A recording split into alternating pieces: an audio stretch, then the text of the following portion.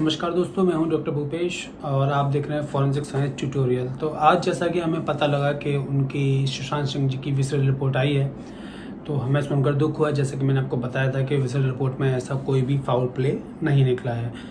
तो सबसे पहले तो मैं एज ए फॉरेंसिक एक्सपर्ट आपको ये बता देना चाहूँगा कि जब भी हम किसी इंसान की ऑटोप्सी करते हैं, पोस्टमार्टम करते हैं, तो उसके 3 मेन रीजंस होते हैं हमारे पास। सबसे पहला रीज़न हमारे पास जो होता है कॉज ऑफ डेथ पता करने का होता है। देखिए, मैं आपको हर एक चीज़ अच्छे से समझाने की कोशिश करूंगा और मैं लगातार आपके साथ पहले ही दिन से इसलिए बना हुआ हूं क्योंकि मुझे खुद इस केस में जो लिगेचर मार्क देखकर, क्राइम सीन को देखकर जो लगा, इतना फाउल प्ले लगा मुझे कहीं से भी जो सुसाइडल एंगल था, हमेशा उस पर संदिग्धता आ रही थी स्टार्टिंग से ही। तो इसीलिए मैंने सोचा कि मैं आप सबके साथ बनूं और मैंने आपको बहुत सारी वीडियोस में बहुत सारी जानकारियाँ दी। मैं इश्करन जी से विनम्र निवेदन करता हूँ कि अगर वो भी इस वीडियो को देख रहे हैं तो प्लीज़, मैं बाकी की वीडियो भी आपको सारी जिप फाइल बना के भेजता रहा हूँ। पहले भी मैंने भेजी, मेरी ईमेल्स देखिएगा और मैं आगे भी सारी जिप फाइल बना के आपको भेज दूँगा और ये इन्वेस्टिगेशन में बहुत हेल्प करेगी। तो जब भी हम कोई पोस्टमार्टम एग्जामिनेशन या ऑटोप्सी करते हैं तो 3 मेन उसके रीजंस होते हैं। सबसे पहला तो होता है कॉज ऑफ डेथ, ठीक है। दूसरा होता है मैनर ऑफ डेथ और तीसरा होता है टाइम ऑफ डेथ। ये 3 चीज़ हमें पता करनी होती हैं। तो कॉज ऑफ डेथ मतलब आदमी मरा क्यों है, ठीक है, क्या कॉज रहा है उसकी डेथ का। क्या कोई पॉइजनिंग उसका डेथ का कॉज रही है, या सफोकेशन डेथ का कॉज रहा है, एक्सीडेंट डेथ का कॉज रहा है, या बहुत तरीके की डेथ होती है। देखिए, आप फॉरेंसिक मेडिसिन के लिए तो मैं ज़्यादा मेडिकल साइंस में नहीं जाना चाहता हूँ यहाँ पर। तो कॉज ऑफ डेथ पहली चीज़ है। दूसरी चीज़ आती है मैनर ऑफ डेथ। ये सुसाइडल है, होमिसाइडल है, एक्सीडेंटल है, इस तरीके की चीज़ है। और तीसरी चीज़ जो आती है टाइम ऑफ डेथ या time since death, time interval, postmortem interval, what ever you से इट। तो कब मरा, ये तीनों चीज़ें जो होती हैं, ऐसा नहीं है कि तीनों चीज़ें सटीक पता लग जाएंगी, और अगर लग भी जाती हैं तो ये तीनों चीज़ें इन्वेस्टिगेशन में एक एड की तरह, एक हेल्प की तरह है। ऐसा नहीं है कि इन्हीं की बेसिस पर कोई केस सॉल्व किया जाए। अगर, ठीक है, तो दो तरह की ऑटोप्सी होती है। एक तो होती है external examination of the body, जिसमें बाहर से देख के पता लगाया जाता है। उसमें बहुत सारी चीज़ें आती हैं, बॉडी को आइडेंटिफाई करना कि कौन बंदा है। देखिए, इस केस में तो सिंपल था आइडेंटिफाई करना, चेहरा बिल्कुल क्लियर था। पर ऐसे कई केसेस होते हैं जिनमें बॉडी डिकम्पोज्ड होती है बुरी तरह से, या बॉडी पूरी तरह से स्केलेटनाइज, मतलब कि हड्डियाँ ही रह जाती हैं खाली। तो ऐसे केसेस में बॉडी का पता करना बहुत मुश्किल होता है कि कौन है। तो आइडेंटिफिकेशन ऑफ द बॉडी ये एक्सटर्नल एग्जामिनेशन में आता है।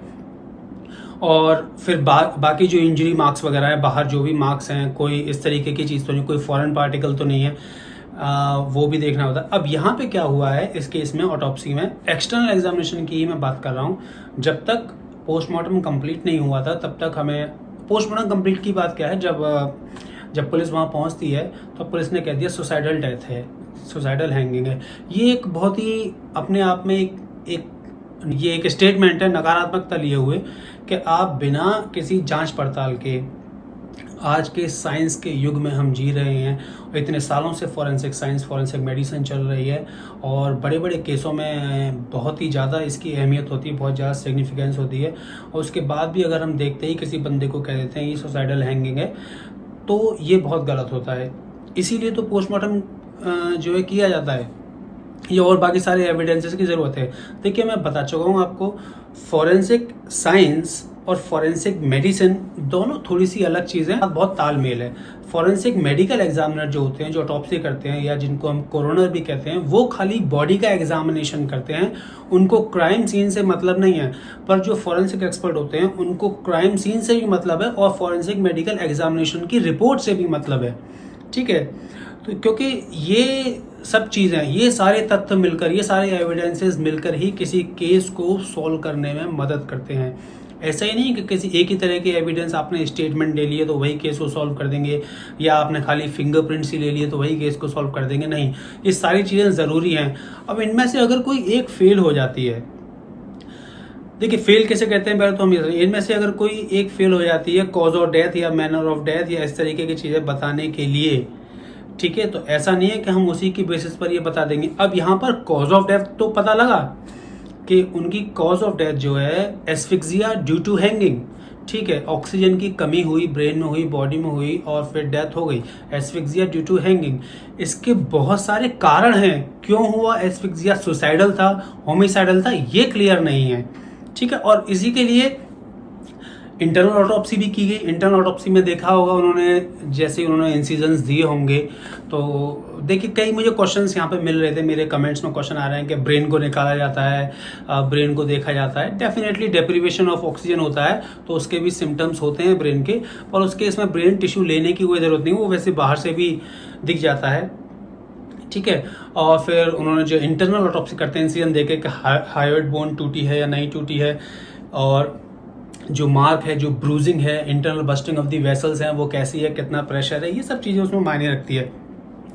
अब आप अगर हैंगिंग में आप ये देख रहे हैं कोई फाउल प्ले नहीं है, ठीक है। अगर आप विसरल रिपोर्ट देखिए, विसरल ऑर्गन्स हमारे जितने भी एब्डोमिनल और थोरेसिक कैविटी के ऑर्गन्स होते हैं, थोरेसिक कैविटी मतलब छाती के अंदर के जो लंग्स वगैरह हैं हमारे, और पेंक्रियाज वगैरह ये सब, और हमारे एब्डोमिनल कैविटी के जैसे किडनी वगैरह है, इस तरीके के जो ऑर्गन्स होते हैं इनको हम विसरल ऑर्गन्स कहते हैं। इसमें कभी कभी ब्रेन को भी इंक्लूड किया जाता है, क्योंकि बहुत सारे पॉइजनस सब्सटेंस होते हैं, कई चीज़ें होती हैं जो ब्रेन में एक्यूमुलेट हो जाती हैं और ब्रेन से हमें साइन देखने को मिलता है, तो ब्रेन के टिश्यू भी या ब्रेन को एज सच ही ले लिया जाता है कम्प्लीटली। करना क्या होता है ऐसे एग्जामिनेशन में, अब यहाँ पे क्या ज़रूरत रही होगी, देखिए संदिग्धता ये थी, संदेह ये था कि कहीं कोई जहर देके या कोई ऐसा जहरीला पदार्थ देके तो नहीं मारा गया, ठीक है। तो देखिए दो चीजें थी, तो लिगेचर मार्क था क्लियर।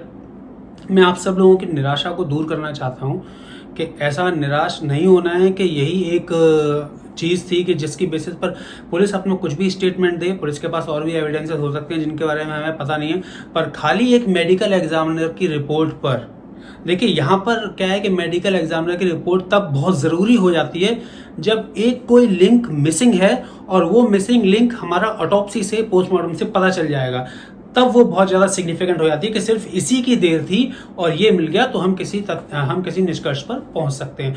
पर यहाँ पर ऐसा नहीं है, यहाँ पर बहुत सारी चीज़ें हैं। आप देखिए यहाँ पर ऐसा ही नहीं है कि हम खाली ऑटोप्सी की रिपोर्ट का वेट कर रहे थे कि एक ये मिल जाए उसके बाद हम ये डिसाइड कर देंगे ये सुसाइड है या होमिसाइड है। ये एक हैंगिंग का या स्ट्रैंगुलेशन का केस था।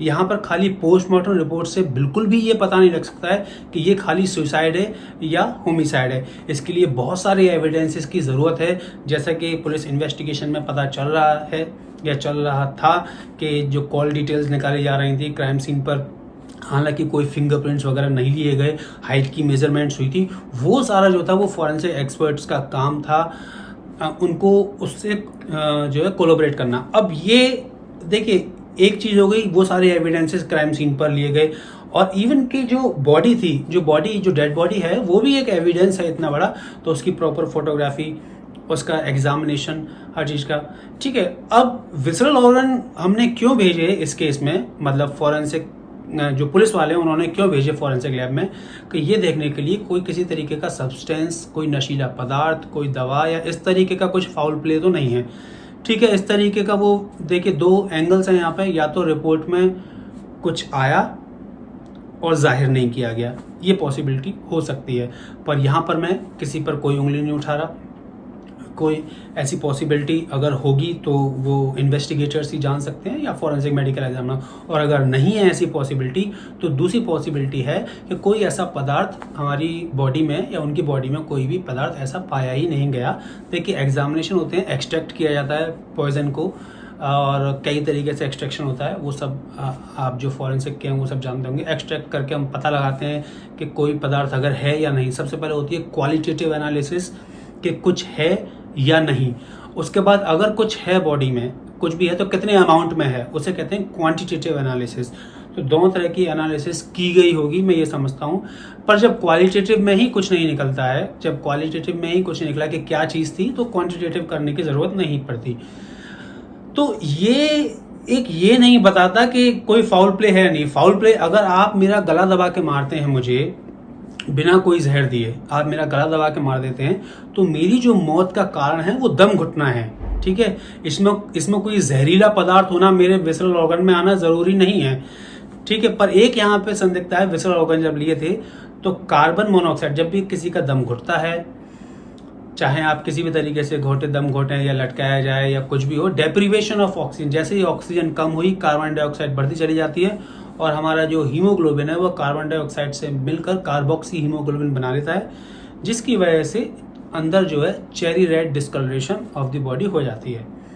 बहुत मेडिकल टर्म है, मैं कोशिश कर रहा हूँ कि ज़्यादा ना घुसूँ मेडिकल टर्म में। तो जो उसको देख कर ये बता देते हैं कि डेप्रीवेशन ऑफ ऑक्सीजन हुआ या सफोकेशन की डेथ हुई, तो ये कोई ज़रूरी नहीं है, ये कुछ शो नहीं करता कि फाउल प्ले हुआ या नहीं हुआ। भाई मौत तो दम घुटने से ही हुई है, हम जान रहे हैं, चाहे गला घोट कर मारा गया है या टांग कर मारा गया है, लटका कर मारा गया है, ठीक है, तकिए से दबा कर मारा गया है, वो दम घुटने से ही मौत हो रही है, वहां पर एस्फिक्सिया ही है, वहां पर कॉज ऑफ डेथ तो पता ही है, ठीक है। उन्होंने फाउल प्ले ये और जानने की कोशिश की उसमें कि कहीं कुछ जहर तो नहीं दिया गया था, ठीक है, जहर नहीं दिया गया, इससे क्या ये साबित हो गया कि फाउल प्ले नहीं है? फाउल प्ले खाली उस चीज से पता नहीं चलेगा, फाउल प्ले तो आपके और एविडेंसेस जो हैं, जो क्राइम सीन पर आपको मिले, जो चीज जो सारी इन्वेस्टिगेशन चल रही है, उन सब चीज़ों से फाउल प्ले पता चलेगा। जब डेथ सफोकेशन से या हैंगिंग से हो चुकी है, एस्फिक्सियल डेथ है, तो और उसमें फाउल प्ले की विसरल रिपोर्ट की ज़रूरत भी नहीं होती। हाँ, ये अच्छा किया अगर कोई जहर, कोई नशीला पदार्थ नहीं दिया गया तो अच्छी बात है। दूसरी बात मैं आपको सब लोगों को ये समझाना चाहूँगा, कुछ ऐसे लोकल एनेस्थीसियाज होते हैं जो डॉक्टर्स हैं वो जानते हैं। हम किसी को क्लोरोफॉर्म सुंघा के बेहोश कर देते हैं, उसके बाद उसे आप टांग देते हैं, लटका देते हैं, तो नेजल कैविटी में ही या लंग्स में थोड़ा सा कहीं ना कहीं वो देखने को मिल सकता है। बाकी वो वॉलेटाइल है और ज़्यादा अमाउंट में नहीं यूज़ किया गया है तो वो देखने को नहीं मिलेगा। बहुत सारे ऐसे पॉइजन्स हैं जो बहुत जल्दी बॉडी से एसिमिलेट हो जाते हैं, पर वो कंडीशन यहाँ पर नहीं देखने को मिल रही है क्योंकि बॉडी में डिस्कलरेशन भी ऐसा बाहर कहीं नहीं था। तो ठीक है, अगर कुछ नहीं मिला तो इसका मतलब ये नहीं है कि ये सुसाइड ही है या ये होमिसाइड नहीं है। भाई ऐसा नहीं होता है। ये ऑटोप्सी में इंटरनल एग्जामिनेशन करके आपने पता लगा लिया कोई फाउल प्ले नहीं है। Foul play is not measured by the internal examination of the body, but internal examination of the body is one of the component to rule out one type of foul play, ठीक है। और either it has happened or not, तो यही अपने आप में कोई पूरी इन्वेस्टिगेशन नहीं है कि आप इसी को देखकर बता दें कि फाउल प्ले हुआ या नहीं।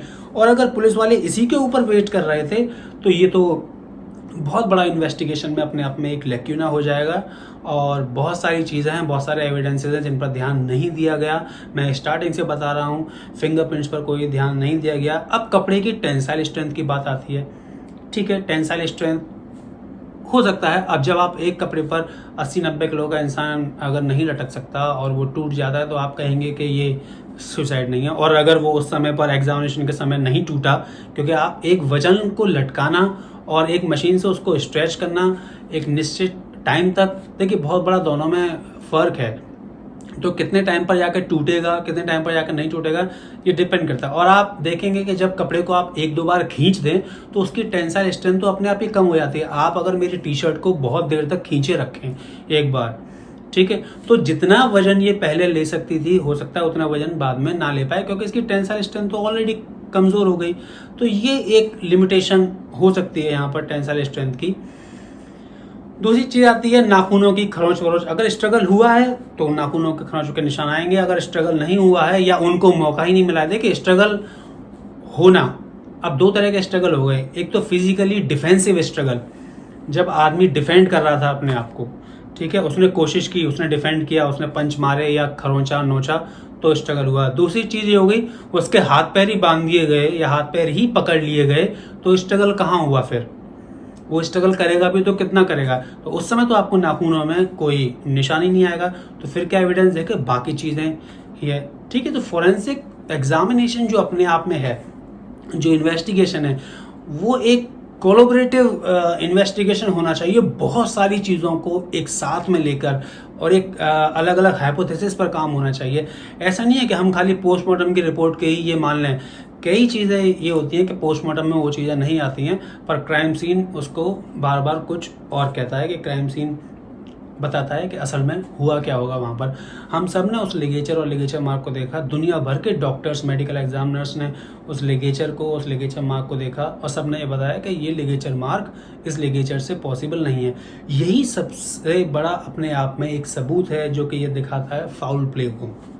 ठीक है, अब मेरी जहाँ तक अपनी जो मेरी नॉलेज है और मेरा जो एक्सपीरियंस है उसके बेसिस पर मैं ये कहना चाहूँगा कि उस लिगेचर से, उस कपड़े से वैसा मार्क नहीं आ सकता। तो ये फाउल प्ले था। दूसरा फाउल प्ले, सब चीज़ें, जूस वाली बात, लोगों का स्टेटमेंट चेंज होना और बाकी सारी चीज़ें आप देख ही रहे हैं, तमाम चीज़ें। मैं यहाँ पे उनको नहीं लाना चाहूँगा, अभी मैं एक फॉरेंसिक एक्सपर्ट की तरह बात कर रहा हूँ। तो मैं बाकी स्टेटमेंट्स को अभी यहाँ पे नहीं लाना चाहूँगा, किसने क्या किया, कितनी कंपनीज खोली गई, किसका पैसा कहाँ गया, किसके बैंक में गया, ये सबसे मुझे कोई मतलब नहीं है। मुझे केवल फॉरेंसिक एविडेंस से मतलब है। फिलहाल क्या बॉडी की हैंगिंग पोजीशन में एक भी इमेज थी, और अगर थी तो उसको दिखाने में, उसको जग जाहिर करने में, क्योंकि बहुत सारी वीडियोस तो वैसे ही वायरल हैं, उसको जग जाहिर करने में कोई प्रॉब्लम नहीं है। आप उसको भी दिखा दीजिए कोई फाउल प्ले है या नहीं, उसको दिखाने में क्या आपत्ति है। कोर्ट में दिखा दीजिएगा। देखिए, वैसे भी मैं चाहता हूँ कि केस कोर्ट में जाए, और अगर उनका परिवार चाहे तो बिल्कुल केस कोर्ट में जा सकता है। और तो मैं आपको ये बताना चाह रहा था कि पोस्टमार्टम ही अकेले कोई भी वजह नहीं है या किसी चीज़ को रूल आउट करने का या रूल इन करने का कि यही हुआ होगा, तो ऐसा नहीं है। और जो ऐसे एविडेंस है जैसे कि विकिपीडिया, आज तक भी विकिपीडिया पर, आप यकीन नहीं मानेंगे, मुझे इतने कमेंट्स आ रहे हैं, इतने लोग मैसेज कर रहे हैं, आज तक भी विकिपीडिया अपडेट हो रहा है बार बार। तो कहने का तात्पर्य ये है कि अगर किसी को गला दबा के मारा जाए और फिर ये संदिग्धता जताई जाए कि किसी ने जहर देकर तो नहीं मारा, और फिर विसरल रिपोर्ट को हम साक्ष्य मानकर, एविडेंस मानकर अगर अपनी ओपिनियन देते हैं, तो ये गलत है। ठीक है, क्योंकि जहर तो दिया ही नहीं गया। और एक आपकी एक संदेह था, तो वो संदेह आपने क्लियर कर लिया। ठीक है, अभी इन्वेस्टिगेशन कंप्लीट नहीं हुई। अभी ऐसा नहीं हुआ कि आप ये बता दें कि ये सुसाइड ही था क्योंकि विसरल रिपोर्ट आ गई। मैं इसको बिल्कुल भी अभी इस केस को पूरा नहीं मानता हूँ। ये केस किसी भी तरीके से कंप्लीट नहीं हुआ है और इसमें बहुत सारी चीज़ें होना बाकी हैं। जैसा कि मैं विकिपीडिया की बात कर रहा था कि वो आज तक भी, आज 27 जुलाई है और 28 होने वाली है, तो आज तक भी विकिपीडिया चेंज हो रहा है लगातार, प्रॉक्सी सर्वर्स से चेंज हो रहा है लगातार, नए नए नामों से चेंज हो रहा है। तो क्यों हो रहा है, क्या करने की ज़रूरत है? आप डाउन कर दीजिए ना उस पेज को। ऐसा क्या बताना चाहते हैं सुशांत सिंह जी के बारे में जो लोगों को नहीं पता है या नहीं है? और अगर अपलोड ही करना है तो एक ऑथेंटिक सोर्स रखिए और उसके थ्रू आप अपलोड कर दीजिएगा बाद में। अभी उसको डाउन कर दीजिए पेज को। इतना ज़्यादा क्यों चल रहा है ये घपलेबाजी?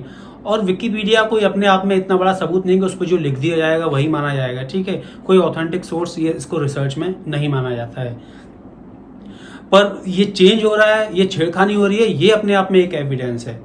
ठीक है, अब मोबाइल की कॉल डिटेल्स निकाली गई, वहाँ पे दरवाजा तोड़ने का, आपने दरवाजा का देखा, आपने फिंगरप्रिंट्स तो लिए नहीं डोर पर से। ठीक है, आपने अंदर से भी नहीं लिए, बाहर से भी कोई फिंगरप्रिंट्स नहीं लिए, आपने लिगेचर पे भी कोई फिंगरप्रिंट नहीं देखे, आपने नॉट की पोजीशन के बारे में कुछ नहीं बताया कि नॉट की गांठ, जो गांठ थी उसकी पोजीशन किस तरफ थी, बॉडी की पोजीशन, हैंगिंग पोजीशन कैसी थी, ये कोई चीज़ नहीं पता है। ठीक है, कमरे की हाइट को लेकर इतने सारे डिस्क्रिपेंसीज हैं कि कोई कहता है कमरे की जो बेड से पंखे तक की हाइट थी 5'11" थी और सुशांत सिंह जी की हाइट 6 फीट थी, 6 फीट 1 इंच थी। फिर आप कहते हैं कि 5 फीट 10 इंच थी। टोटल हाइट जो थी 8 फीट 1 इंच थी।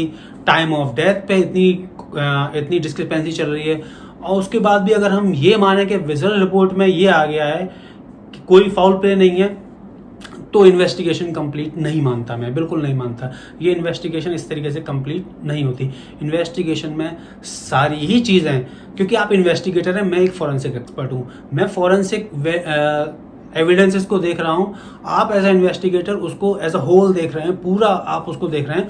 फॉरेंसिक एक आयाम है उसका, ठीक है ना। इन्वेस्टिगेटर से मेरी ये रिक्वेस्ट है, आप प्लीज़ समझने की कोशिश कीजिए। फॉरेंसिक एक आयाम है उसका, बाकी के स्टेटमेंट जो टेस्टिमोनियल एविडेंसेस है वो दूसरा आयाम है उसका।